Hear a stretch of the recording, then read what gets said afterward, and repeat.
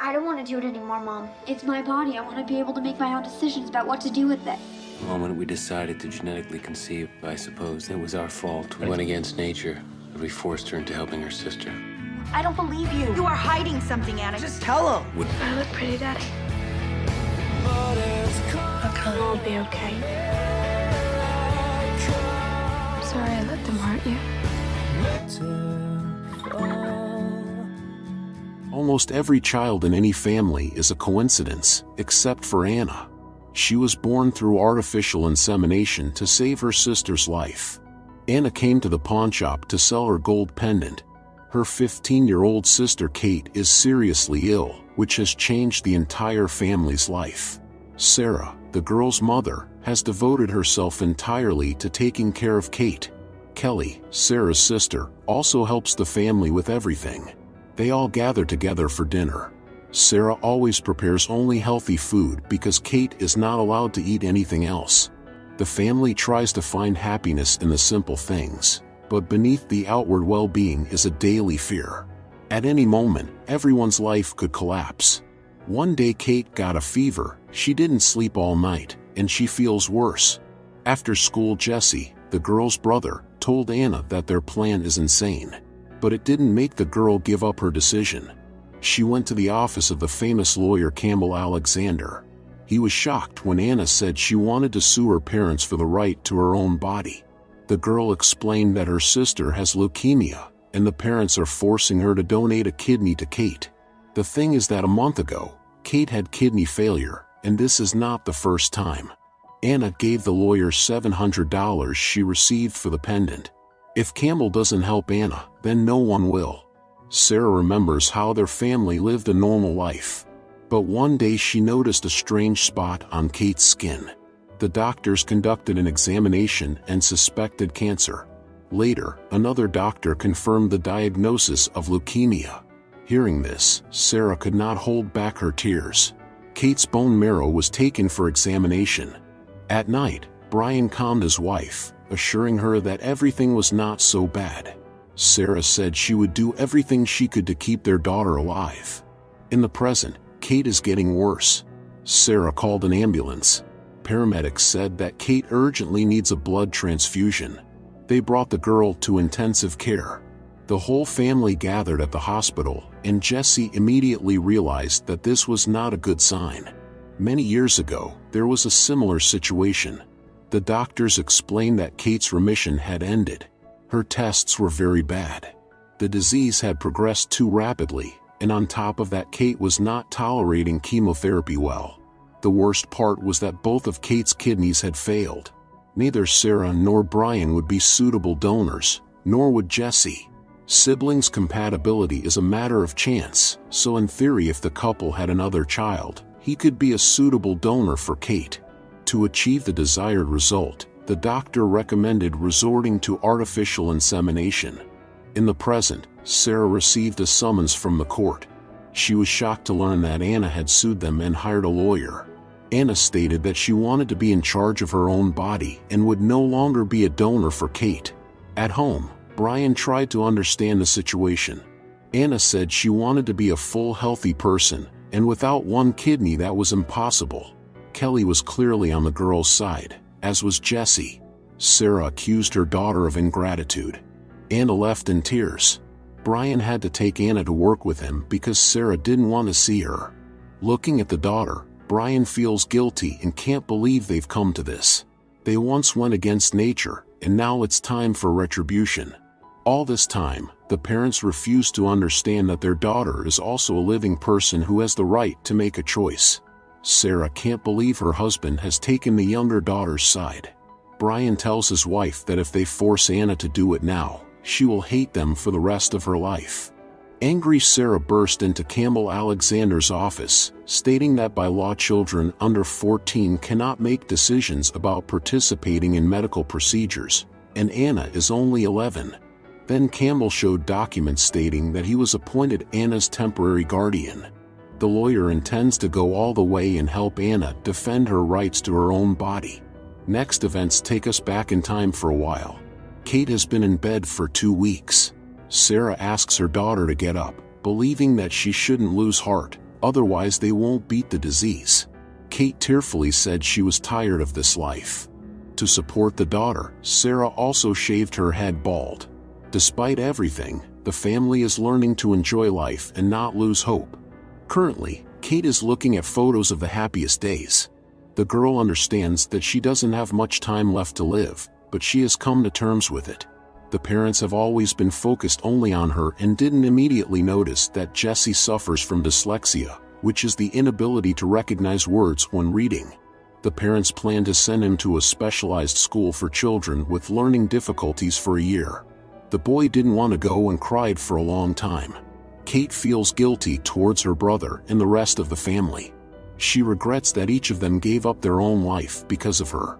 Jesse gave his sister a drawing with her image on it. At that moment, she felt truly happy. The first court hearing took place. Campbell realizes that Judge DeSalvo will be biased towards the case because she recently lost her daughter. The lawyer intends to obtain a temporary restriction on Sarah and Brian's parental rights. But Sarah continues to insist that Anna does not have the right to make decisions on her own. Judge DeSalvo wished to personally talk to Anna to understand what the child really wants. I'm awfully sorry about Kate. Anna said that she loves her sister very much, but she can no longer endure all these medical procedures. Moreover, she and Kate understand that a kidney transplant operation will not help, but only prolong the suffering. Sarah was unpleasantly surprised when DeSalvo announced that the court did not see fit to reject the claim. The next hearing is scheduled for Friday. Sarah and Kelly do not leave Kate's bedside. The doctor told Sarah directly that her daughter's condition is very bad. Probably the end is near. Kate knew she wasn't getting any better, so she asked the doctor how long she had left to live. He honestly said that not very long. Sarah didn't want to hear anything about it and asked her daughter to gather strength before the operation. Dr. Henry Chance introduced Sarah to an experienced caregiver. She is from a fund that fulfills the last wishes of seriously ill people. The caregiver advised Sarah to take Kate home so that she could spend the last weeks of her life with the family. But Sarah is not willing to give up, believing that the operation will help Kate. The doctor said that the hospital would not agree to this without a court decision. Kate watched the quarrel between the mother and the doctor from her ward. She remembers how she met a guy named Taylor in the hospital, who also has leukemia and undergoes chemotherapy. Taylor suggested Kate go for a walk together sometime. She happily agreed. Seeing this, Sarah couldn't hold back a smile. Soon the young people met, and from then on, they spent a lot of time together. Taylor worked a miracle, giving Kate back her will to live. The family was very happy for Kate, who finally lives the life of an ordinary teenager. One day, when Taylor walked her home, they kissed. Kate admitted that yesterday she was told that her condition had worsened and she would soon need chemotherapy. When she got home, Kate immediately shared with her sister everything that had happened this evening. She feels that life has meaning now. Taylor came to the hospital to see Kate, who feels very sick after chemotherapy. The guy takes care of his beloved, and he doesn't care at all how she looks. Seeing this, Sarah feels warmth in her heart. She is happy that her daughter has known love in this life. Taylor said that they would soon have a party in the hospital for sick children. He suggested Kate go there with him. The family helps Kate choose a dress for the upcoming party. The girl is very worried about her hair fell out, so the mother suggested she buy a wig. Seeing Kate in the wig and the evening dress, Taylor was struck by her beauty. Kelly and Sarah took pictures as a memento.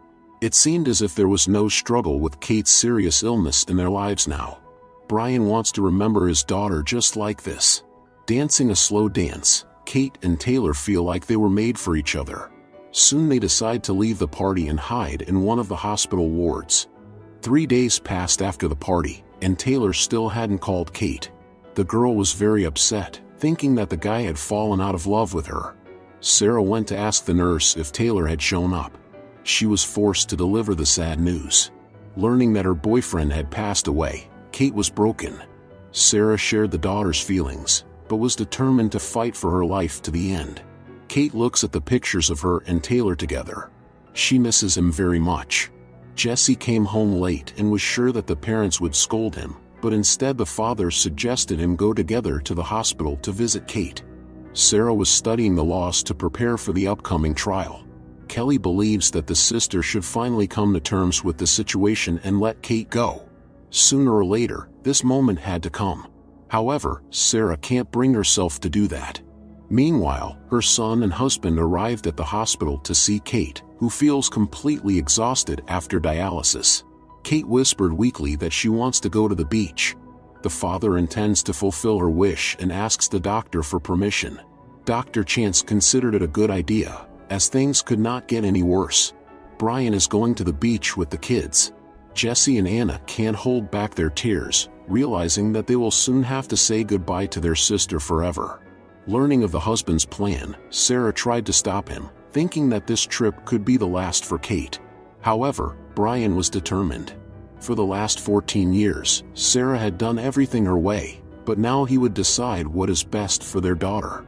Kate was happy to be in the sun and feel the sea breeze. She was tired of the ward and endless procedures, so it was like a breath of fresh air for her. Kelly brought Sarah to the beach. She wanted to take her daughter back to the hospital, but she didn't, deep down realizing that Brian was right. The family was having fun, just as they had in the old days. They wanted to forget about Kate's terrible illness, which they had been fighting for all these years, at least for a while. Watching the sunset, Kate smiles. She realizes that this is the last time she will see the sea. In the evening, the family brought Kate back to the hospital. It was time for another court hearing. Most people believe that Anna should donate her kidney to the sister. Just now the girl is too young to understand how important it is in terms of duty. During the break, Anna called Kate, saying she wasn't sure she could follow through. Kate asked her to be strong. Campbell Alexander questioned Sarah, who never asked her daughter's consent for all those medical procedures. Anna has been a donor for Kate since birth. Many procedures were very dangerous and painful. Jesse does not want to be in the courtroom and tears up his drawing, then scatters it to the wind. Sarah was ready to admit that she had gone too far, but she could not bear to see Kate suffer after fighting for her life for many years. This situation was very conflicting and complex. It is Anna's turn to testify. When the mother asked why she didn't want to help her sister, Anna remembers a time when Kate got drunk. She was crushed by Taylor's passing and tired of hospitals. In the present, Jesse intervenes, asking her sister to tell the truth. Anna insisted until the end that she only wants to defend her rights. Unable to bear it, Jesse tells the truth herself. It turned out that Kate was the one who persuaded Anna to sue their parents. She knows she won't survive another surgery and just wants to die peacefully. Jesse asked the mother to finally let go of Kate. At this point, Campbell Alexander ran out of the courtroom. He had an epileptic seizure. No one knew he was ill. This was precisely why he decided to help Anna, as he also knows what it's like not to control your body. Anna remembers taking care of her sister, who was getting worse. Kate constantly feels pain and wants it to stop, but she understands that the mother will not allow it. That is why Kate asked her younger sister to refuse being a donor. Anna confessed to the court that this is true. She loves her sister, so she wanted to do everything to stop her suffering. Before deciding, Judge DeSalvo wants to see Kate to verify the truth of this story. Kate confirmed all her sister's words. All the relatives visited Kate to say goodbye. The girl is very grateful to her brother and sister, who were brave for her sake all this time. All the relatives stayed in the ward until the evening. Kate was happy that they were all gathered here together. Only the closest ones remained. Kate wanted to have a private conversation with the mother, who still hoped that her daughter would agree to the surgery. Kate gave her mother a special gift, the album with their family photos. It captures the happiest moments in their lives. Sarah couldn't stand it and burst into tears. The daughter hugged her, promising her everything would be all right. That same night Kate passed away. Soon after the funeral was held, where the entire family gathered to say goodbye to Kate. Each of them now has to come to terms with the loss and move on. Sometime later, Campbell Alexander knocked on the door of the Fitzgerald family, wanting to see Anna. It turned out that they had won the lawsuit, but it was no longer important. Anna hugged Campbell, thanking him for his help. Now life is completely different. Much has changed over these years. Sarah went back to work and made a decent living. Brian retired early and became involved with troubled teenagers from the slums. Jessie enrolled in an art academy in New York. Every year on Kate's birthday, the family gathers in her favorite place.